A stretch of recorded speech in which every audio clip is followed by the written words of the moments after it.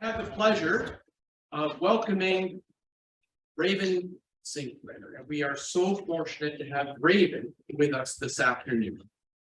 Raven is Cree, Assiniboine, Soto, Métis, and a member of George Gordon First Nation of the Treaty 4 area of southern Saskatchewan. She is a direct descendant of two signatories to Treaty 4.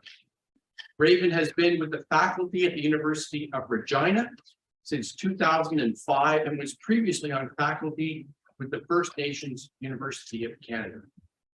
She has taught at Muskegee's Cultural College and the Access Division of Calgary's Faculty of Social Work, and lectured for Laurentian, the University of Saskatchewan, and Wilfrid Laurier in the Center for Indigenous. Raven is an editorial board member for Genealogy, an open access journal of NBPI, and Memorial University journal Intersectional, a global journal of social work analysis, research, policy, and practice.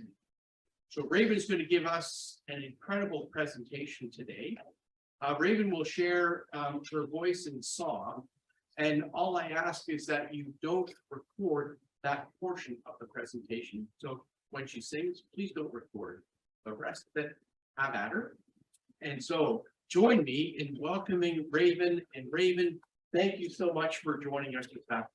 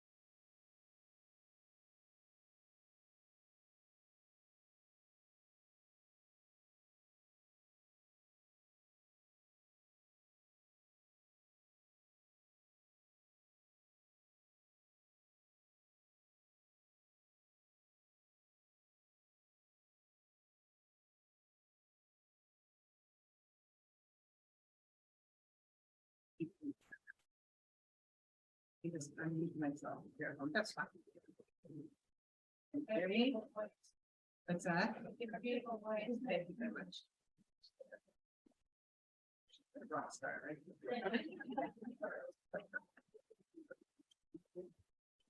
All right. Now you sit there.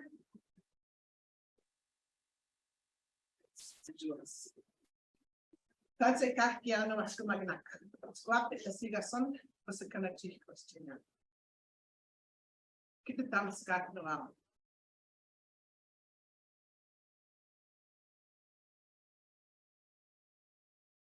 kinutas kung tinta kaya kawin ko nakapix ko yan ano.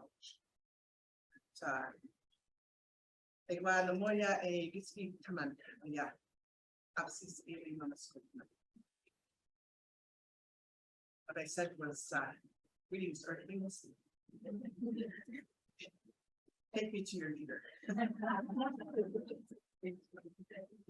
Actually, one second. was greetings all my relatives. My name is Fanshawe, which means she sits here, and I come from George Gordon First Nation. The area is Touchwood Hills, and it's an interesting place to be from, because it's on a very ancient sort of super highway between Ontario, Manitoba, Red River area, and then down into the northern states. And so my particular area, we're actually Cree Assiniboine, and then also Soto, which is the western version of Fanshawe. But we also have Crow heritage in my reserve, and so I'm also descended from our last word chief, which is why I'm such a scrapper. Not a physical scrapper. I meant a scrapper.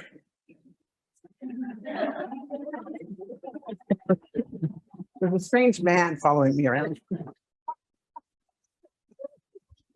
Chasing after my butt.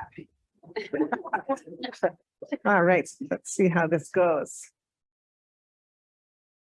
I was going to say these things rarely work for me, so that's okay. Oh, look, the little pointer works, so I'll hang on to it. And then I'll just maybe ask you to hit the space bar. So go ahead and hit the space bar. So I want to start with a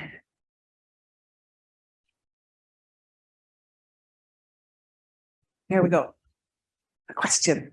It's an interesting question. And it's that since we all know about equity, and we know about it for a long time, you know, the feminist movement. I remember I was a young university student back in the 80s, and there was a big, huge feminist movement going on. And I was sort of right there in the middle of it. So we've had a long time of working towards, you know, equity and dealing with racism and oppression and all of these things, and yet we still have them. We're still doing the same thing.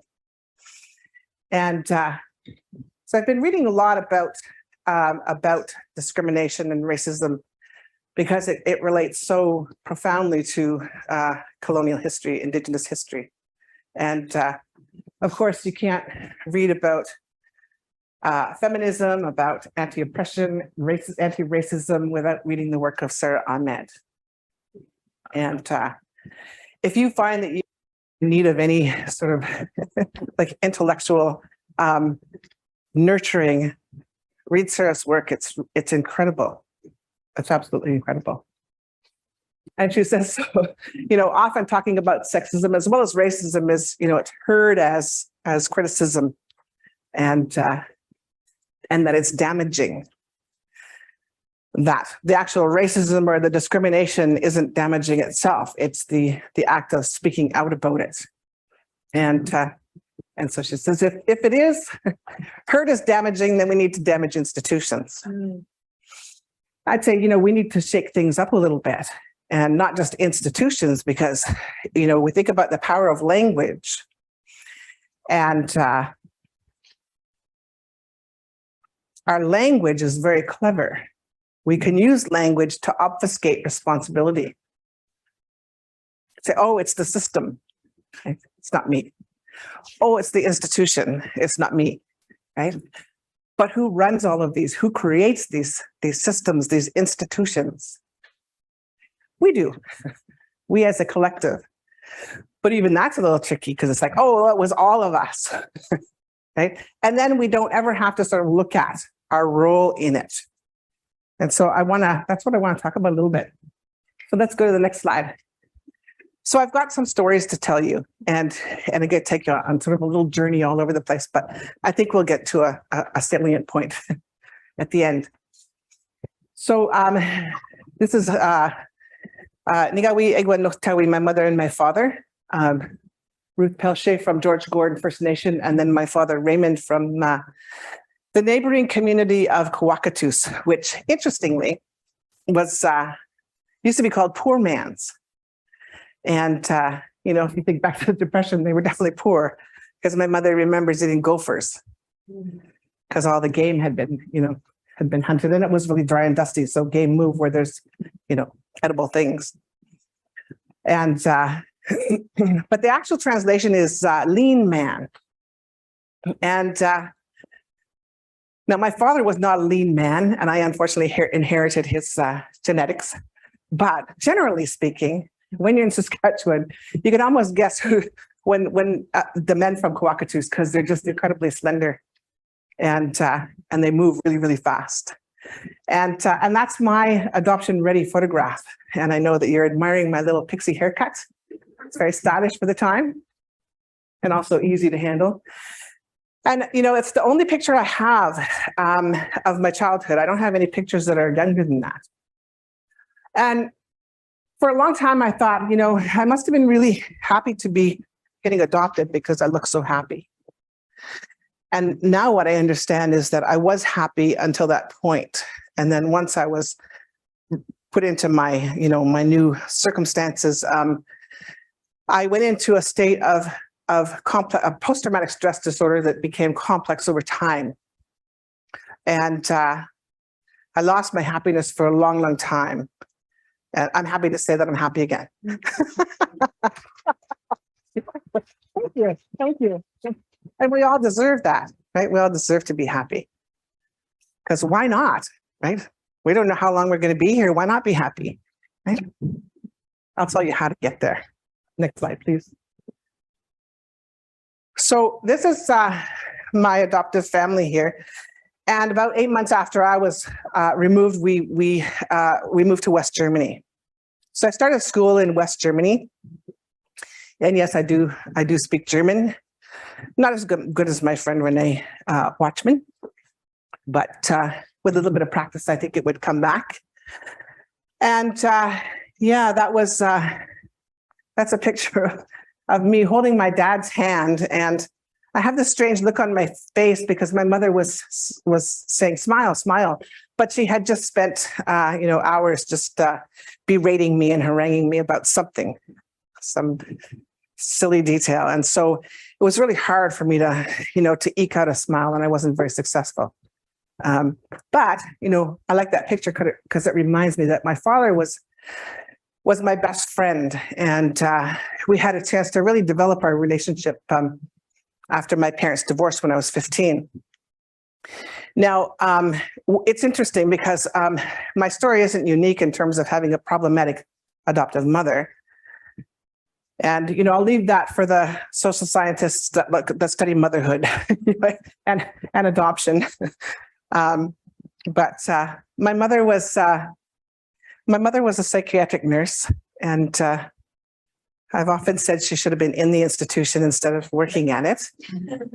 And I say that with love and kindness and humor, because we did resolve our relationship. And we resolved our relationship because I resolved our relationship. And yeah, I was there when she made her journey. And I just felt all I could feel for her was love. Because at some point I realized, truly understood that, the parents that we get aren't necessarily the parents we would choose all the time. If they are the parents you would choose, then you're really, really fortunate, count your blessings. But I think that sometimes people do the best they can with what they have and what they know. And as a child of, I believe, sexual abuse and emotional and psychological abuse from her own mother, that's all she knew. And so I became the target of that. And it's going to be hard for me to not go down the road of stories, because so about 8 years ago, when she left my father, she lived in Toronto for a long time, and then she moved back out to Saskatchewan and married her other university sweetheart. And so about 8 years ago, we had lunch together. It was sometime in the summer, and we had gotten to a place where we were really quite honest with each other. And I said, "Why did you adopt me?" I'm curious because we had a very tumultuous relationship. You didn't seem to like me that much, and I'm just curious. And she said, "Well, your sister needed a playmate." And I said, "Mom, Do you hear yourself? You don't adopt a child because your child needs a playmate. You get a puppy. He said, oh, you know what I mean. And I said, well, maybe. And then as we were leaving the restaurant, she said, Raven, I don't know if your older brother has told you, but I'm planning to move back to Ontario. And I said, yeah, he mentioned it to me, recently. And she said, yeah, I decided it's time to live near one of my children. And I didn't even respond. And I laughed because, sometimes when you're adult and you're not ready to settle down, you have relationships. And pretty much to a person, my partners would just go crazy about her behavior and get really, really angry at times. And I said, you know what? You just got to be like a duck.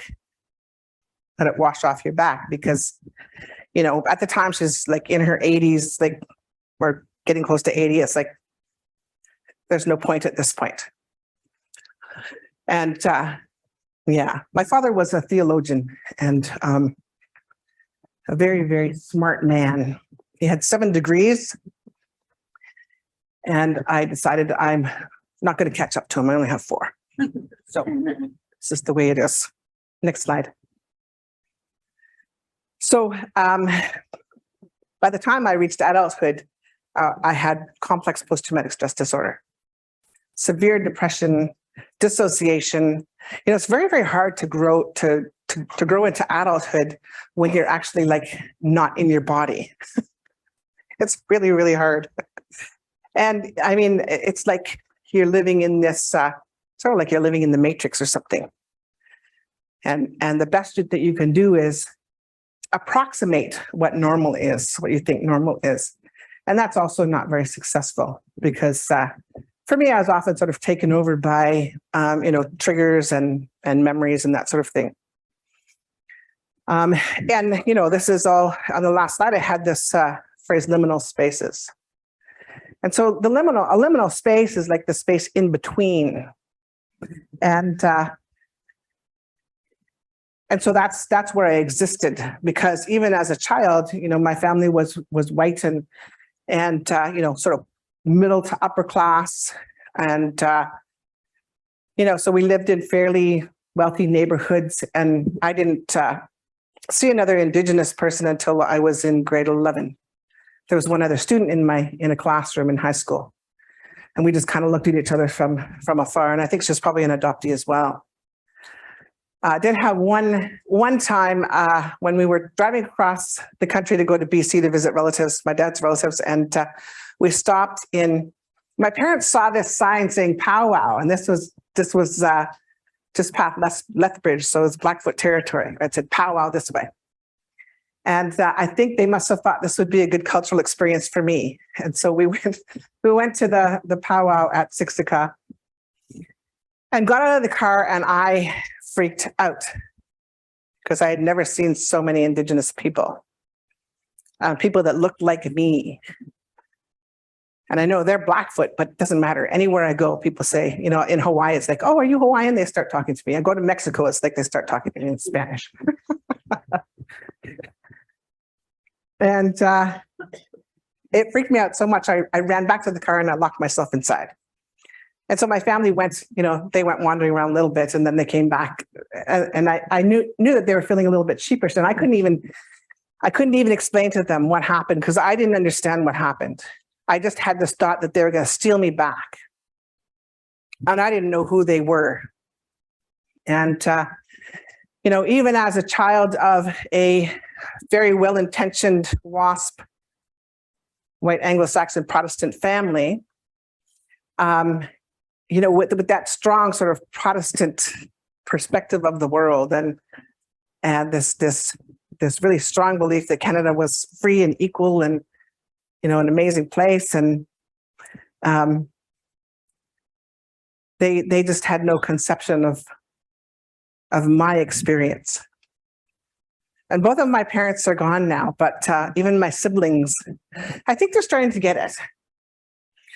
Tomorrow I'm going to be 61 and I'm the baby of my family. So like, if they don't get it soon, they're not going to get it. I keep working on it. I keep saying things like, I didn't grow up in the same world that you grew up in. And I wasn't raised by the same mother that you were raised by. And this Protestant work ethic of when things go wrong, you just, pull up those socks and put those sleeves up and just work a little bit harder. That doesn't work when it comes to things like racism and discrimination. So pretty much every day of my childhood I experienced discrimination, racism, sometimes physical abuse and assault.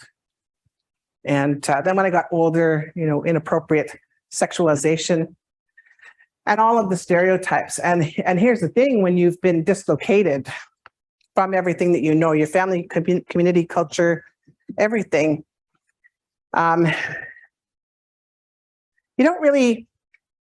don't have the tools and the strategies that you would learn just by being in your family of origin. And that's probably a good thing, because my family, my siblings, took us 30 years to bond, to reattach, but they were really badass. And something tells me I wouldn't be here. I'd be in a different institution had I not been taken away, because my siblings were, they were pretty badass. I mean, I'm talking like weapons and gangs and killings and that sort of thing. Like, it's a miracle that they actually survived and have really sort of calmed down. So we'll go to the next one. So I ended up in this place of just like being crazy. It was crazy making my experience. And so here's the thing, is that there's about 22,000 60 Scoop survivors. There's a child welfare system, interfacing with Indigenous people in Canada. There's 22,000 First Nation Inuit 60 Scoop survivors. So children like me who were taken and put into non-Indigenous foster or adoptive homes, mostly in Canada, many in the States, and then some like around the world. England, Fiji, Australia, South America. And recently there was one like Scotland, Ireland, Norway. And, that's quite the thing, right? Come back to Canada with a really thick Scottish accent. Very bizarre. But my story isn't unique. And if we look at it sort of as a continuum of really horrible experiences to really, really like Brady Bunch, happy, positive, mine is sort of somewhere in the middle, maybe slightly towards the positive side. And but there have been these experiences I've had in my life that have remained with me, and I call them anchors. So experiences are anchors, but then also people are anchors. My dad was a really, really important anchor for me. And I came away from that experience with this really firm belief that children need one person who loves them unconditionally. That's all you need, is one person who loves you unconditionally. And I think if the child or the youth believes that there isn't that person in their life, then they're at tremendous risk of suicide. And so for children and youth, if you're still a youth, and in Canada, I think youth is up to 30 now. Find that person. Find that person. Find people, make yourself a network, make yourself a family. Yeah, because we all need that. So 16 years old, and I was pretty determined to depart this experience. And so I tried a couple different ways. And one time I was pretty close to succeeding, but I didn't. Thank goodness. I'm really, really, really, really happy about that. And, I give thanks to my ancestors and spirit guides that just lead me on these different paths. It was an important experience for me to have. And so I was pretty close. I was in the hospital for, I think, like 5 days or a week. And then I was transferred to the psych ward. And I had to stay there for a month. And while I was there, I basically just wandered around in my booties and my jammies.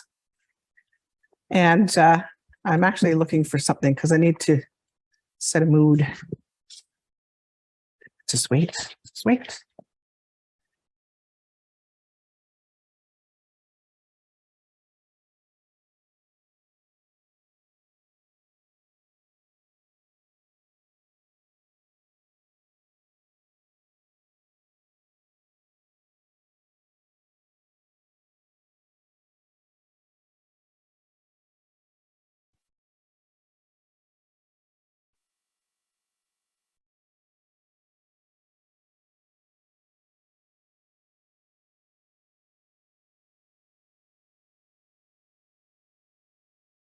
Come on, work.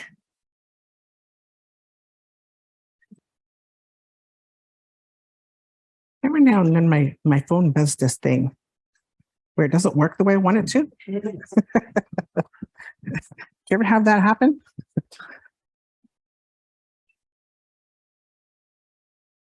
Okay, well, you'll just have to hear it in your mind. So it's Sultans of Swing, Dire Straits. So that song came out, right? And I loved it. I listened to it over and over and over again. It was playing all the time on the radio too. And I mean, sometimes I wore my jeans and a t-shirt, but it was a pretty bleak place to be. And the only thing that really grounded me was that it was in Kingston, and it was the 5th floor of the Kingston General Hospital. And so it had a great view of the lake. And so I'd sit there and I would look out on the lake and I would listen to Sultans of Swing, and it was just like, this is the life. I mean, you have to get joy where you can, right? But I think there's a world out there. There's a world out there. I don't know if I really want to go out there, but there is a world out there. And one day this young man came in, and he was really nice. We were chatting up each other, and we played ping pong together every day. And then I didn't see him for a couple of days, and then I saw him. He was looking a little rough, and I went over and said, "How you doing?" And he said, "Have we met?" And I said, "Yep." We've been playing ping pong pretty much every day. And he goes, "Oh," he said, I got put in here because I did peyote." He said, and the person handed me like 6 buttons, and I took them. And I don't know how long I've been here, but he said it's like the doctor says I'm just coming out of it now. And at the time, I remember looking at him and thinking, you're not supposed to do peyote. I'm supposed to do peyote. Because I knew that much, right? I'm Indigenous. This is one of our medicines. And actually, what I do know now is he took the wrong kind. It's kind you don't mess with. Okay? There's different kinds. But yeah, so, and it, it was like, it was like this pull to something that was outside of myself, to some knowledge. And anyway, so finally, after a month, it was like, I went to the front desk and I said, "How long do I have to stay here?" And they said, "Oh, well, your whatever order is up today. You can leave if you want." And I said, "Awesome." And so I went. I didn't say awesome. I said, "Cool," I think. Jargon changes. So I went and I packed up my stuff and off I went. And I didn't know where I was going or what was going to happen, but I just knew that I was going. And when I was making that decision, and this has happened a few times in my life, I remember standing there and thinking, should I go or should I not? Because, I went into my room and I was standing there. And I could see 2 paths really clearly. One path was the path of mental illness. because they were perfectly prepared to let me stay there and put me on all kinds of medications and whatnot. And the other path was the unknown. And I thought, I'm going to go down this path. And it was really, really scary. But that's the path I took. And so one of the conditions of my release was that I needed to see a psychiatrist. So I went to see this psychiatrist, and it was really bizarre because it was like the office, it was really dark in there. And there was something weird about him. But, he asked me a whole bunch of questions and he's taking notes. And then when we, towards the end, he said, well, you're an alcoholic, you're a drug addict, and it sounds like you're lazy. And I was like, okay, it's pretty humiliating. And they said, what do you want to do with your life? Like, you've had all these advantages, right? Wealthy parents, smart parents, all these privileges. What are you going to do with your life? And I said, well, I'd like to go to university. Now, I had dropped out of high school the previous year because I couldn't handle the racism. It was just too much. And so when I said that I'd like to go to university, he did this, and this is a verbatim quote. He went, "You're not going to go to university. You haven't even finished high school." And I just felt more humiliation. I didn't say anything. But inside, I was saying, fuck you. I'm going to show you. And I don't know his name, but I'd like to run into him. I'd like to find out. I actually did inquire to get my medical records from Ontario, but for some reason that was like 5 years ago, and I've called them a couple of times and they keep not giving them to me. So I'm going to get them. But they'll redact the name, of course. But yeah, it'd be nice. Nice. I never did finish high school, and now I think it might be a little redundant. So he was a dumbass. And you can change it. He's not the only sort of counselor, psychiatrist, psychologist that I've seen that was actually very destructive and harmful. And so remember this, that if you're seeing a counselor or a psychiatrist or psychologist that doesn't work for you, go to another one.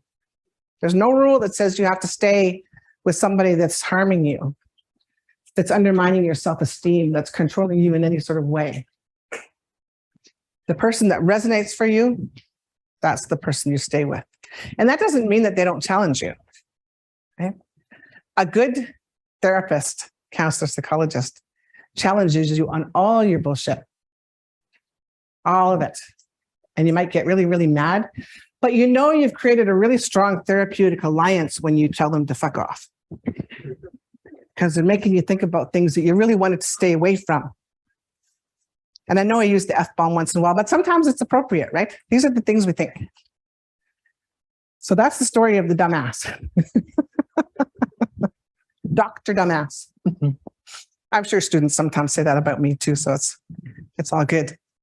So I went back to university, and how that came about was I just in Toronto one time, and I was working up north in around Lake Simcoe, and I was in Toronto to visit my mother, who had left my father and taken my sister with her.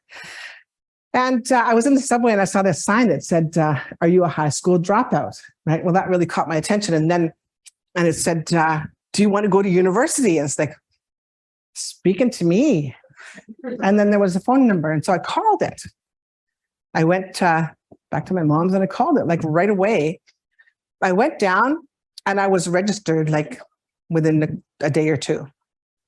And that was the transitional year program at the University of Toronto. So I was the first Indigenous student to pass that program. That was in like 1980, 81. And the irony is that, well, actually, this is another dumbass story. The person who was in charge of it at that time actually told me that I hadn't passed. And so I believed it. I still got into first year university, But I didn't attend my transitional year program graduation because the director told me I had not passed, that I had failed. And so jump ahead 15 years, I'm doing my master's at U of T, and one of my placements is at the transitional year program. And so I was talking to one of my now colleagues, but one of my former teachers, and she said, we were just talking about old times. And I said, you know, I'm sad I never did go to the graduation, but I didn't pass the program. She said, what are you talking about? Yes, you did. I went, what do you mean? She went and grabbed my transcripts right then and there and showed me that I had passed.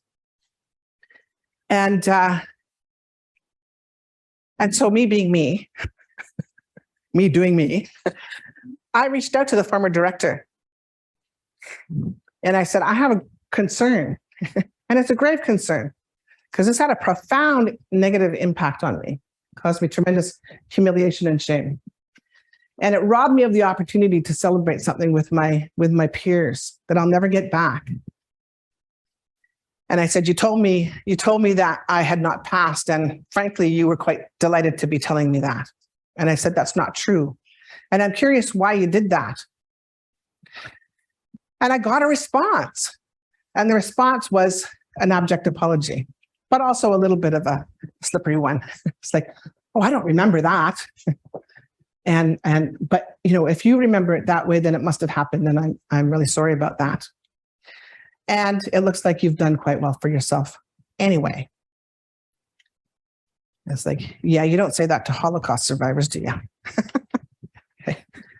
You've done fine, so it's all good. Right? Just forget it. Forget about the past. So that, you know, that was important for me to do, to state that. And my takeaway is that, you know, there's so many great people in this world, but some people are real shit asses. I picked up that term from Reservation Dogs. If you haven't seen that show, you got to watch it. That's your homework, I insist. Right. Students. Where do you find it? It's on Disney Plus and Hulu. Okay, good. Hulu, yeah. Yeah. Reservation Dogs. And start fairly early in the day because you're going to not want to stop watching it. Yeah. It's brilliant. It's brilliantly done. So I went to university. I learned all about our history, right? Residential schools. And in the process, next slide, in the process, discovered that I'm a sixth generation residential school survivor. So my parents, and then all the way back to the first residential school in Canada, went to residential school. And so in my family, you know, we can pinpoint where the abuse and the violence and the destruction came in. And this is just, you know, this is just one of the images to, you know, remind us of our collective colonial history. Because these are, what are these? Buffalo. Yeah, these are buffalo skulls. And I don't know how many there are there. There's probably like 1 million or more.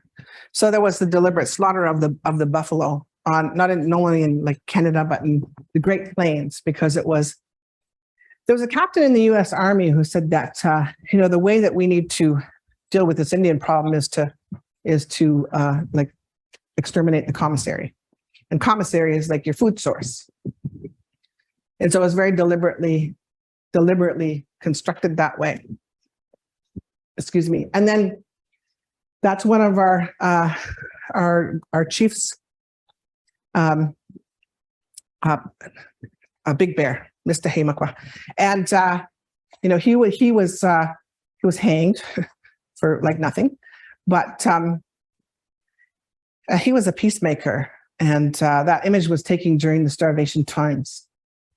And starvation, so once the buffalo were gone, then starvation was used and rations were used to manipulate our populations to sign treaties and to then go onto these reserves. And like in Saskatchewan, for example, we wanted to have our nation at what's called the Cypress Hills, because that was our traditional territory.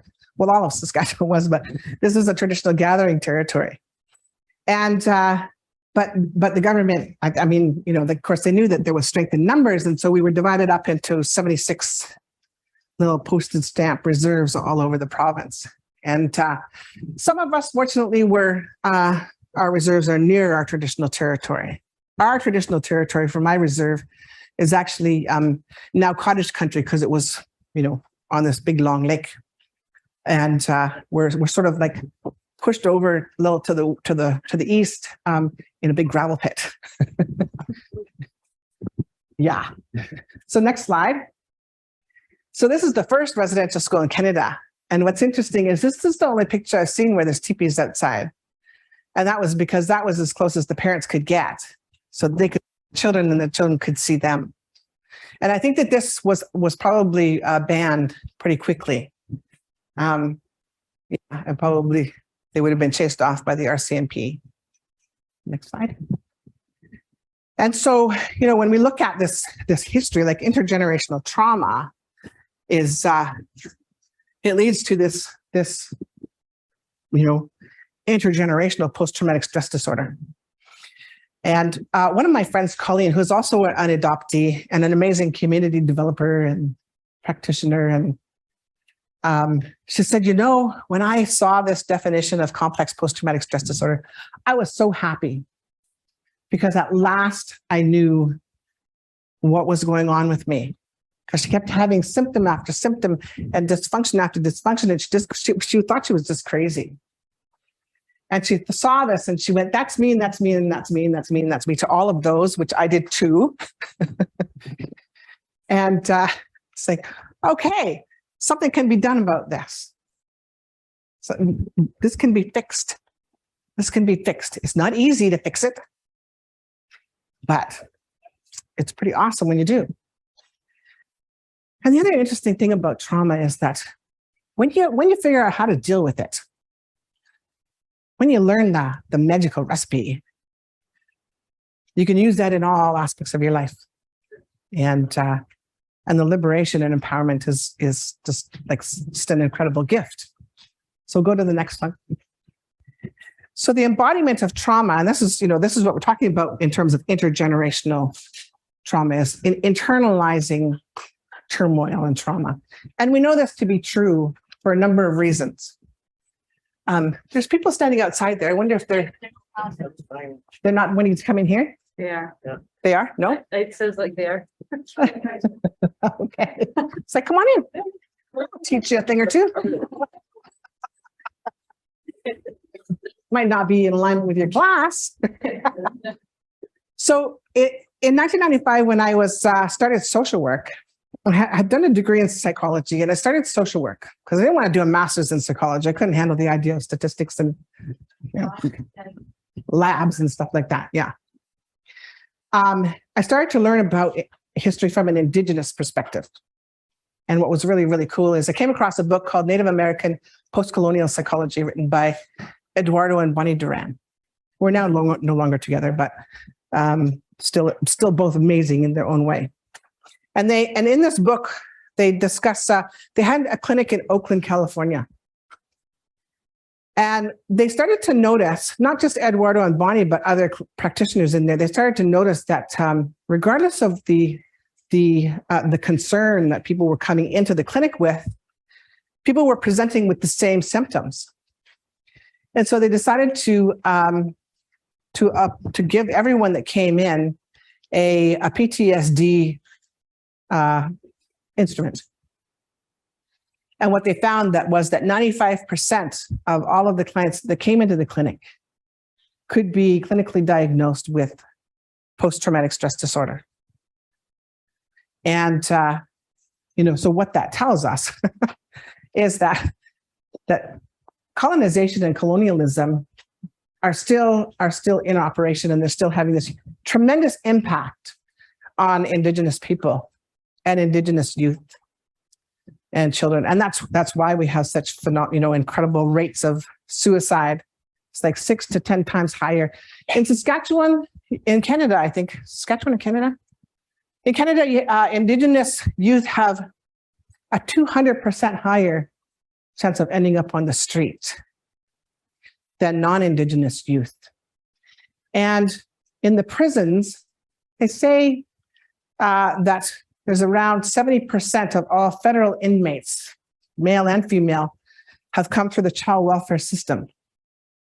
That's why I say I'd probably be in another institution if I hadn't encountered certain anchors. And so the child welfare system, and think about that, child welfare.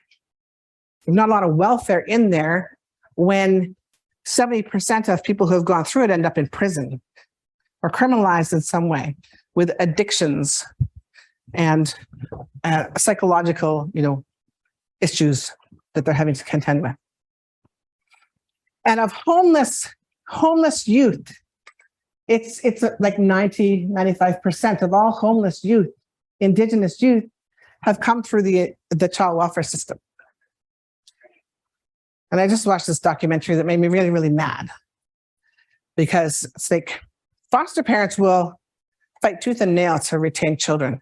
And, ostensibly it's because of the attachment bit.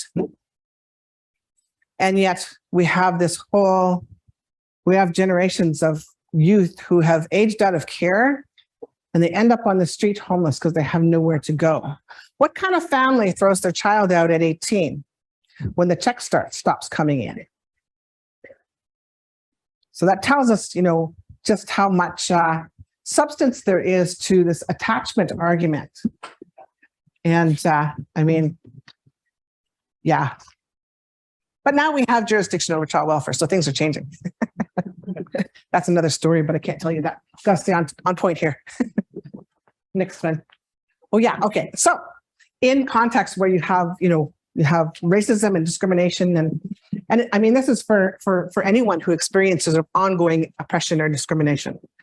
You don't have to be a person of color, an Indigenous person, it can be anybody. And what happens to that frustration? Well, tragically, what happens to the frustration, especially if, because we're in this hierarchical system, if you are an Indigenous person in Canada, it's dangerous to lash out up the hierarchy because you could be killed. Our men are killed at a phenomenal rate. People aren't aware of it, but it's a real thing. We also tell our sons how to act with police, and often rehearse, what would I say? Now, I was in the military, so I just know I would say sir a lot. Yes, sir, no, sir. And have no issues with that. Right? But I don't even know if that would be sufficient. So where does it go? It's lashed out at the targets that are safe laterally. So family, friends, community, and whatnot. And so as a traumatized teen and youth and young adult, myself and so many others I know, we wondered why we weren't able to establish long-term relationships, why people thought we were so angry. Well, we were. We were angry. We had a lot to be angry about. Next slide. So how come we're still here? Right? I mean, our populations have been decimated through outright genocidal tactics. Residential schools, I mean, people were shocked and horrified that it was 761 bodies were found. We're at over 10,000, and that's not even a dozen schools. That's not even 12 schools. We're at over 10,000 bodies. So we're going to be looking at between 150 and 250,000 children who were killed in the residential schools, or, terminated somehow. It may have been outright killing. One of my aunties posted just a little clip on YouTube because she was in the residential school and she saw the nuns. So the priests would rape the girls, and some of them got pregnant. And in this one instance, she had the baby and she witnessed them throwing the baby into the furnace. And she could still remember the sound. She's passed on now, but she could still remember the sounds of that. And other children were just basically beaten to death, starved. Many tried to run away, of course, died out there on the land. And so, it's had a really, really profound profound impact. And so why are we still here? How did it happen? And I have to say you can go to the next slide. It's because of what we know. It's because of what we know. And, I think about, early contact, and I think about, that time of right up until the 1960s, because the Indian Act was very deliberate, right? It was very deliberate in terms of entrenching, divide and conquer into our communities, so that we couldn't, not only could we not be successful economically, but we also couldn't do things like we couldn't get a degree without being disenfranchised as Indigenous. We couldn't earn more than a certain amount of money a year. We couldn't hire a lawyer. We couldn't meet in more than groups of 2. So we couldn't politically mobilize, and so on and so on. But in 1960, something happened in Canada. A couple things happened in 1960. One followed right on the heels of the other, and there's a causal relationship there. So what happened in Canada in 1960? It was a bill came in. Bill of Rights. Yeah, a Bill of Rights, Canadian Bill of Rights. So you can't have a Bill of Rights and then have a segment of the population who doesn't even have a vote, aren't considered citizens. So then we were extended the franchise. And leading up to this, the Indian Act was amended. And so we were allowed to hire lawyers. We were allowed to meet in more than groups of 2. And so the last 60 years has been about us asserting our voice and learning more and more and asserting more and more and finding out the strategies that work and the ones that don't work. And there's so many amazing things happening in our communities. Just one example. So there's a reserve just outside of Saskatoon called Whitecap. And in 1993, I was out there and I was just astonished at the poverty. They had nothing. They had nothing out there. Their band office was this little rickety trailer that looked like it was 30 years old and falling apart. Now you go out to Whitecap, and the city and province contributed to making this gorgeous highway out, nice wide lanes, because Whitecap now has, they went from 100% unemployment rate to a negative employment rate, because now they bring in over 1,000 employees from the city every day to work at the casino, the golf course, and their new convention center. And they've also, they've constructed, townhouses and apartment buildings, and people come in, people like employees rent there. They live on the reserve. And that's just one example. My own band, we just partnered, and we just rolled out 100 megawatt solar farm in Saskatchewan. Yeah, we're going to be doing lots of good stuff, amazing stuff. These are the stories you don't hear about because they don't fit with the stereotype, right? And what's the purpose of stereotypes about Indigenous people? What do you think is the utility of stereotypes, negative stereotypes about Indigenous people? Yeah. Yeah. People don't like. Yes. If people don't like us, they have these stereotypes, oh, you're dangerous, you're bad, you're this, you're that, the other thing. Then when we have a serious political issue that we want to challenge the government, we're not going to have the public support.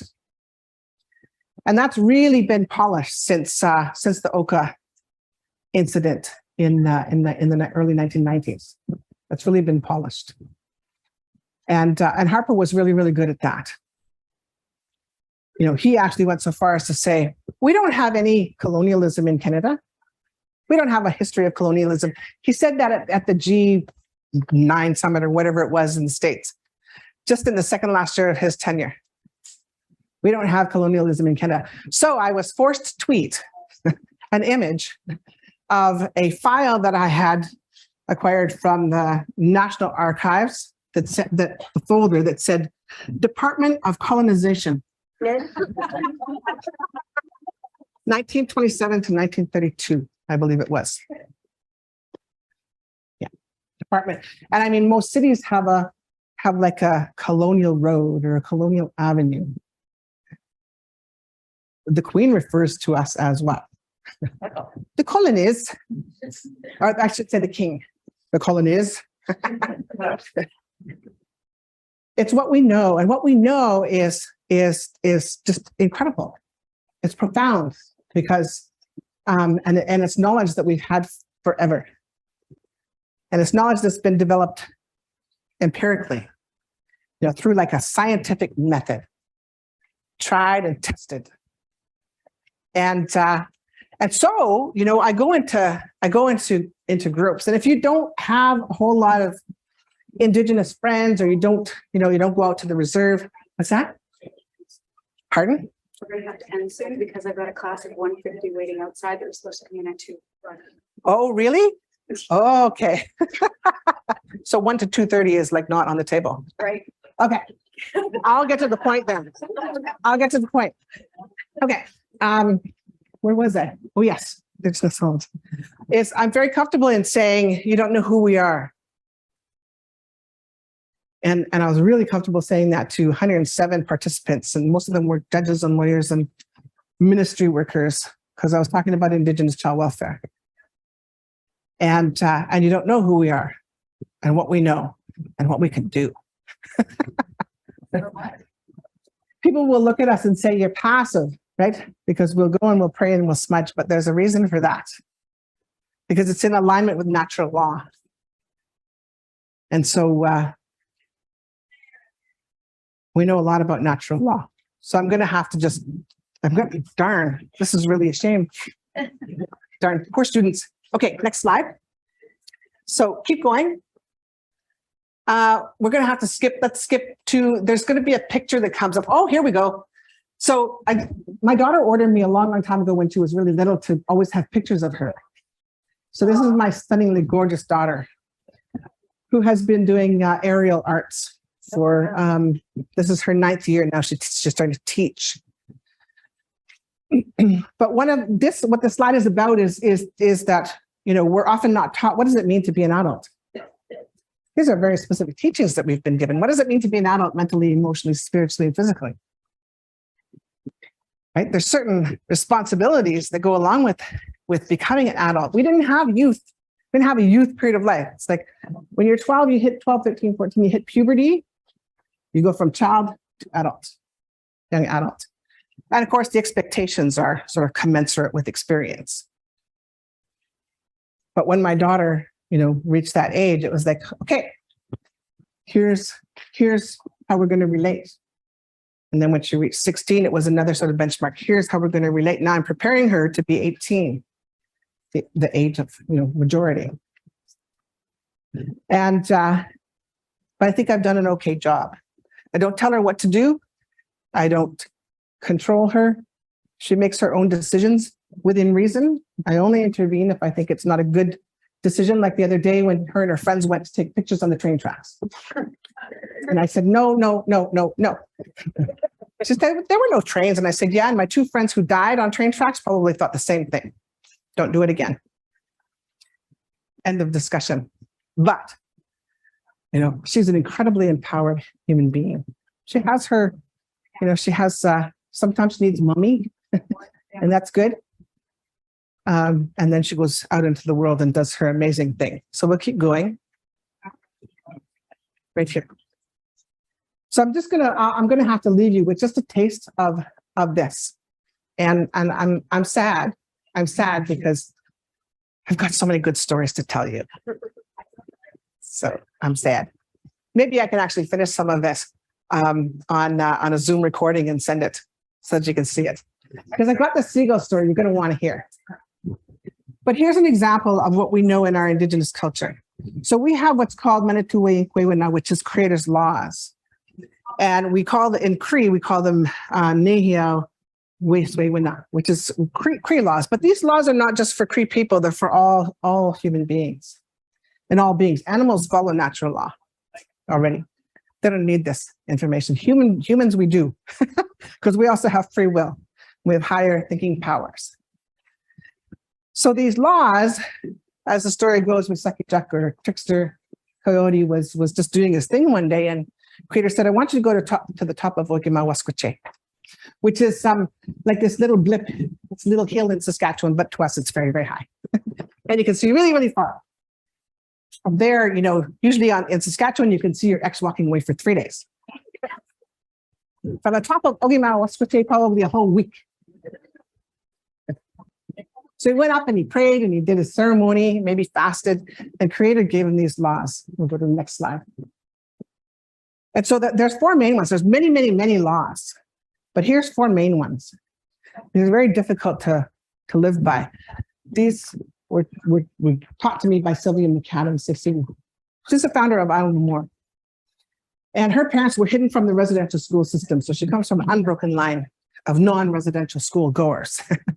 And we did that across the country in all of our nations because we needed to have that knowledge transmission.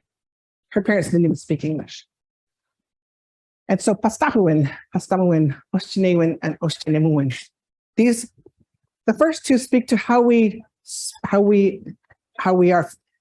conduct ourselves physically with other human beings. And the second one is how we use our words with other human beings. And there's rules around that.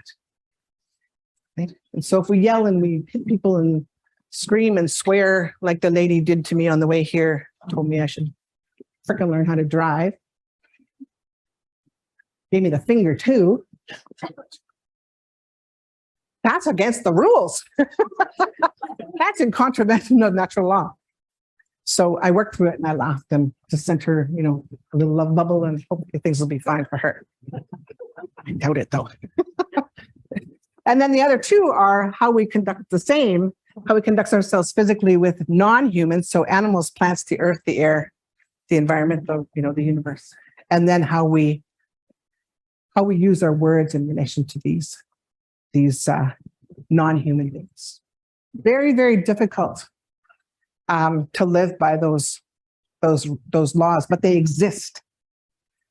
It's like a priori epistemic knowledge. It exists outside of ourselves. It's like Eduardo Duran one time, he said, if I take this, I'm not going to do it, but if I take this pen and I let go of it, it's subject to gravity. It's like that. There's nothing we can do about it. We can cry and scream and holler, but gravity is still going to be in operation. So same thing with the laws or the principles, not laws, like principles, tenets, because Creator's a very forgiving Creator. There's no like smoting and smiting and burning in some sort of purgatory. There's none of that. None of that. We are allowed to make mistakes, but the point is that when we do make mistakes, that we do better because we know better. And so this is reconciliation. Where do we go with this information? Well, it's a personal journey. And we use these principles, we use whatever other information we can find in any other tradition, from humans. It could be Buddhism, it could be anything. And we take that information and we use it to challenge ourselves, but also to save ourselves. Because if there are things that aren't working in our lives, it's like, why do I keep having the same thing happen in my life? Same conflict. Or why am I not happy? Why am I depressed? Right? It's like,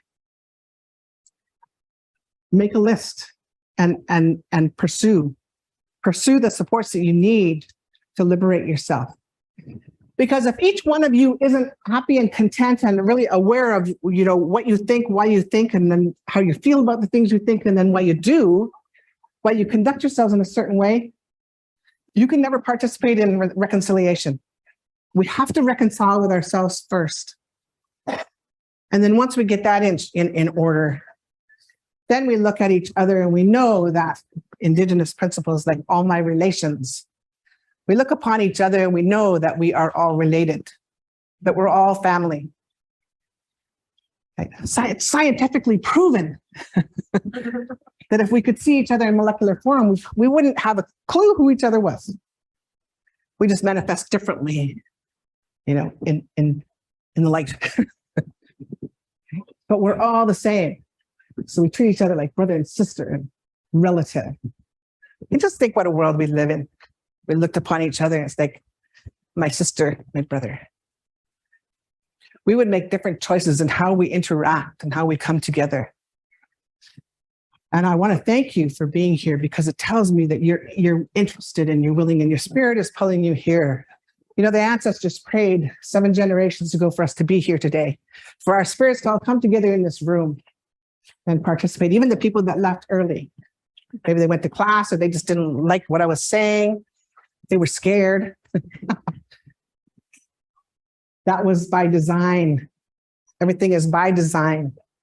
And so even though this is cut short, and I will talk about perhaps finishing the talk in a recording form, because I just really love sharing stories. We're here for a purpose together. And that, you know, is in support of our common humanity. So thank you so much for being here. Much love to all of you in your journey.